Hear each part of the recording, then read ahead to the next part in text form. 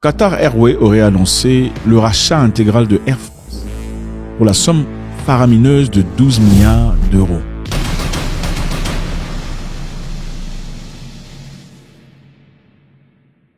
Qatar Airways aurait annoncé le rachat intégral de Air France pour la somme faramineuse de 12 milliards d'euros. 12 milliards d'euros, c'est combien en dollars? Nous, on fonctionne en dollars. Nous, les Américains, on fonctionne en dollars. Qatar Airways. L'opération a été baptisée Opération Mirage et ça marque un tournant historique pour l'aviation française qui troque son coq gaulois contre un faucon du désert. Donc, Qatar Airways annonce, pas nécessairement officiellement, d'après certains rapports, ça doit être confirmé, ou bien on essaie de faire ça en secret, on ne sait pas tout à fait, le rachat de Air France à 12 milliards de dollars. Et je pense qu'il y a beaucoup de questions à se poser dans cette histoire. Vous savez, dans la vie, quelquefois, on réalise l'importance de quelqu'un après son départ. Quelqu'un me disait, des fois on réalise l'amour qu'on a pour une chemise quand on la perd. Ça semble banal, n'est-ce pas? C'est ça. Je pense qu'il y a beaucoup de personnes ici qui se reconnaîtront, se retrouveront. Vous avez perdu quelqu'un de proche, un ami ou une compagne, ou le contraire. Une personne dont la présence vous avez négligée depuis très longtemps. Ou peut-être une personne qui vous disait, je ne suis pas content de ce que tu fais. Je ne suis pas impressionné par tes actions. Tu ne me traites pas bien. Jusqu'à ce que tu perdes la personne, alors là tu dis, ah purée, j'aurais dû mieux la traiter. Ça arrive très souvent, n'est-ce pas? Est-ce le cas qu'on est en train de voir ici? Ok. Air France est en train d'être vendu à Qatar Airways. On n'en parle pas ouvertement. On sait que depuis très longtemps, Air France a eu des collaborations de partenariat avec KLM et Qatar, okay, dans l'objectif de monter en business. Mais ce qui se passe ici, apparemment, c'est autre chose. C'est différent. Okay. On ne veut pas le dire ouvertement pour quelconque raison, mais ça se passe. Alors pourquoi on en arrive là? On se pose la question. Pour quelle raison Air France vendrait, si elle est en train de vendre, okay, à Qatar? C'est parce que Air France ne génère plus autant d'argent qu'il ne générait dans le passé.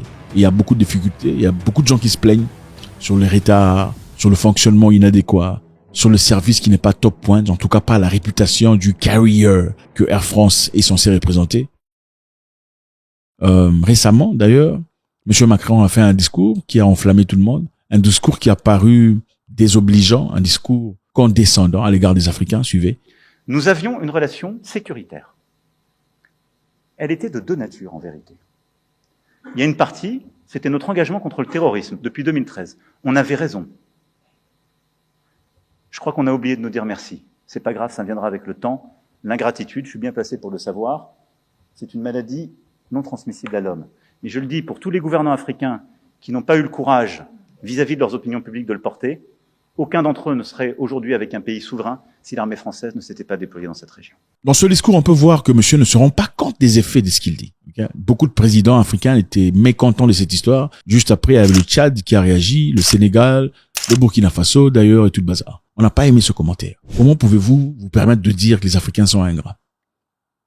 On va rentrer un peu dans le passé pour essayer de comprendre.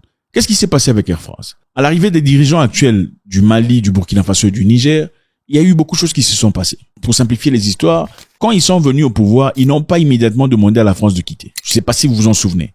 Au Niger, par exemple, on avait demandé aux représentants de l'ambassade française de venir avoir une discussion avec les nouvelles autorités du pays.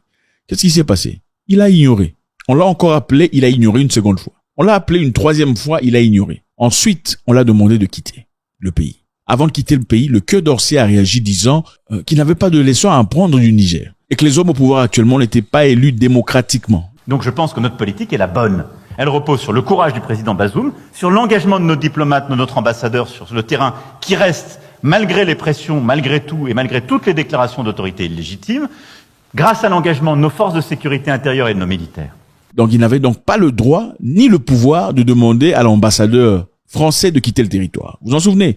Au lieu de parler gentiment, au lieu de trouver des compromis, au lieu de se rabaisser, ils ont voulu faire la grosse tête. Okay? Monsieur Macron a fait un discours disant « Nous allons nous battre pour nos intérêts ». On ne dit pas on arrive chez vous parce qu'on va faire le bien chez vous à votre place. Parce que vous n'êtes pas capable de savoir ce qui est bon pour vous, de le penser ou de le faire. Non. On vient défendre nos intérêts. C'était un discours menaçant. C'était en d'autres termes, nous allons rester de force et vous ne ferez absolument rien. C'est alors qu'au Niger, la population est sortie dans les rues pour aller demander le départ de la présence française. On va avancer encore un peu.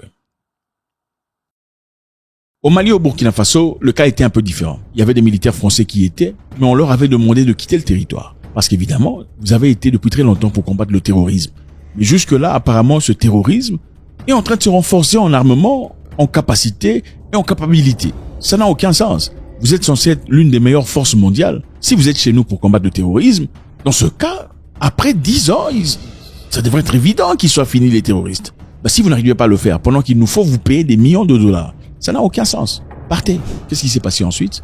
Macron a dit que vous n'aurez plus de visas, n'est-ce pas? Les visas étaient restreints. Au Mali, Burkina Faso surtout. On a restreint des visas. Même les étudiants, il y a des difficultés pour voyager. Et ne parlons même pas des artistes musiciens à qui on a empêché le départ vers la France. Alors, qu'est-ce qui s'est passé après? Ils ont dit que Air France ne volera plus sur le territoire sahélien, notamment au Mali ou au Burkina Faso. Personne ne les a chassés. C'est eux-mêmes qui ont dit non, on ne viendra plus parce que vous êtes une zone rouge. Ici, c'est une zone rouge désormais, on ne viendra plus ici. Et ils ont déconseillé aux Français de partir dans ces pays sahéliens, Burkina Faso et Mali. N'est-ce pas? C'est la France qui a fait ça à travers M. Macron, qui voulait prouver un point. Nous n'avons pas besoin d'eux, c'est eux qui ont besoin de nous. Il a aussi dit que vous étiez ingrat du fait que leurs militaires soient morts dans vos pays à cause de vos propres causes, n'est-ce pas? Et j'ai une pensée émue pour nos soldats qui, parfois, ont donné leur vie et pendant des années se sont battus. Nous avons bien fait.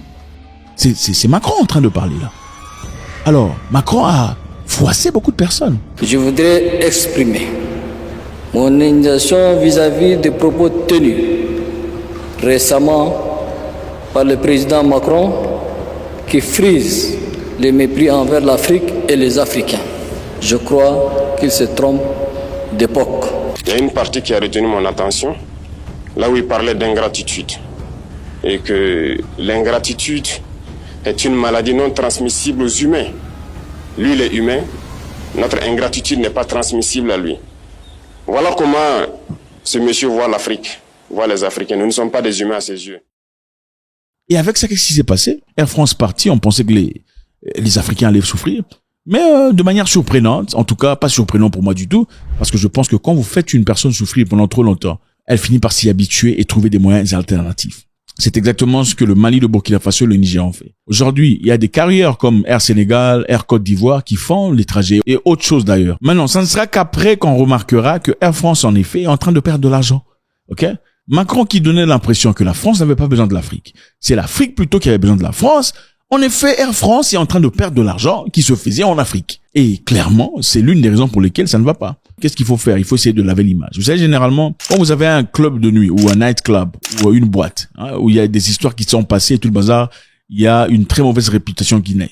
Qu'est-ce qu'on fait? On revend le club ou on repeint le club ou on change un peu la couverture du club pour donner l'impression que le club a changé. Et vous changez aussi le management. Vous assurez que le directeur ou le secrétaire ou la personne, en tout cas devant la clientèle, est complètement changée. Comme ça, les personnes qui avaient l'habitude de venir dans votre club dans le passé, avant que sa réputation ne soit tarnie, se diront, OK, le club a été vendu, ça appartient à une autre personne, c'est un nouveau management. C'est un peu la même stratégie qu'on applique ici. En d'autres termes, Air France est en train d'être vendu à Qatar, entre parenthèses, c'est en partenariat ou pour du bon. Où l'objectif est simple, on veut repartir dans ces endroits où on n'était plus dans le passé, mais sous couverture d'une autre chose. Ça vous dit une chose. La leçon est simple.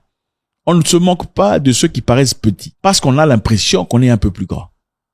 On ne se moque pas de ceux qui paraissent petits. On ne dit pas aux Africains, vous êtes des ingrats. Et l'ingratitude n'est pas contaminable aux humains. C'est une façon de dire que les Africains ne sont pas humains. Puisque s'ils sont ingrats, et que l'ingratitude ne peut pas vous atteindre, vous qui êtes humain, c'est-à-dire ils sont quoi? Chèvres. Vous allez mettre des chèvres dans l'avion, dans Air France. Vous allez mettre des moutons dans Air France. Non, vous ne l'en mettrez pas.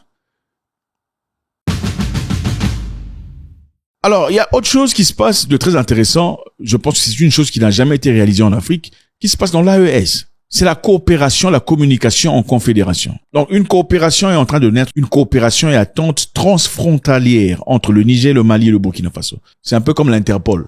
N'est-ce pas? L'Interpol, c'est quand vous faites un truc ici, une bêtise en Allemagne, même si vous fouillez en Pologne, on va aller vous attraper là-bas. C'est à peu près ce qui commence à se passer entre les trois pays.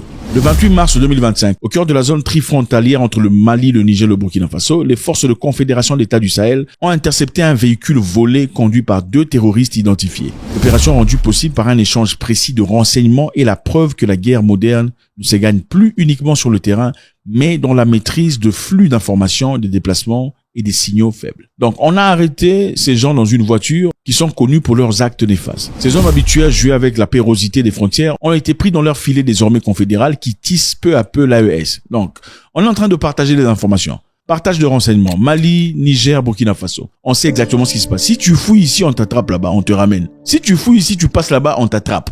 Ça ne rigole plus. Et ce n'est pas la seule chose. Le lendemain, des drones ont identifié une colonne de motos armées. Des frappes ciblées précises dans la région de Ouara où des dizaines de motos ont été complètement détruites et une logistique anéantie. C'est-à-dire qu'ils sont en train de partager les informations comme les font les Européens de l'OTAN. Sommes-nous en train de voir naître en Afrique l'OTAN de l'Afrique? À terme, on peut imaginer une agence sahélienne du renseignement, un satellite commun d'observation, une industrie de défense intégrée et pourquoi pas un jour une université militaire panafricaine où l'on enseignerait autant la stratégie que l'éthique, la technologie que l'histoire. Les amis, l'histoire retiendra que peut-être dans le sable de Gao, un continent a commencé à cesser d'être spectateur de sa propre sécurité.